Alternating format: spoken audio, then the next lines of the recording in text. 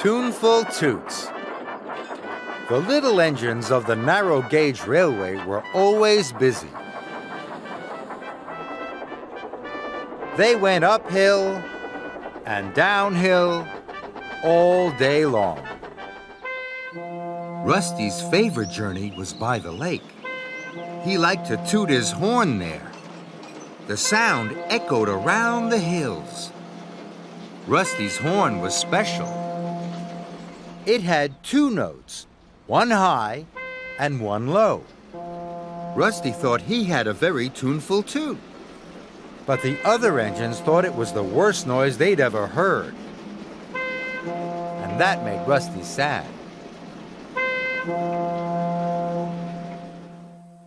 One morning, the narrow gauge controller, Mr. Percival, had a special announcement to make. "Sir Topham and Lady Hat are to visit our railway this evening," he said grandly.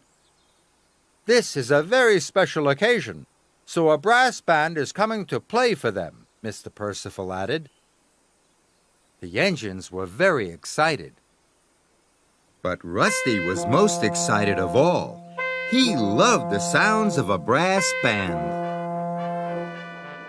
There was a lot to do. Skarloey and Rheneas brought tables and chairs. Duncan and Peter Sam brought apples and pears from the orchard. And Rusty was to take the brass band on a tour of the hills before the concert.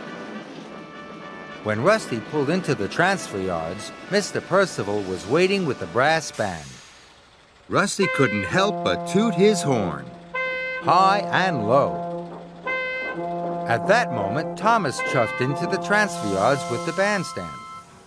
"What was that wonderful sound?" puffed Thomas. "That was Rusty," peeped Peter Sam.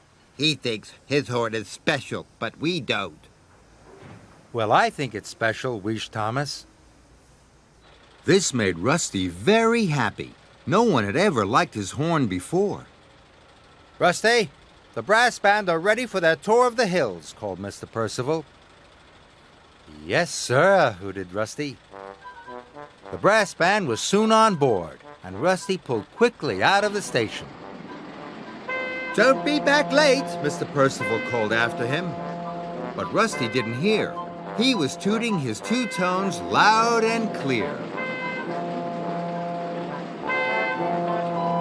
"I'm going to give the brass band the best tour ever," he said. Rusty took them to the top of the highest hill.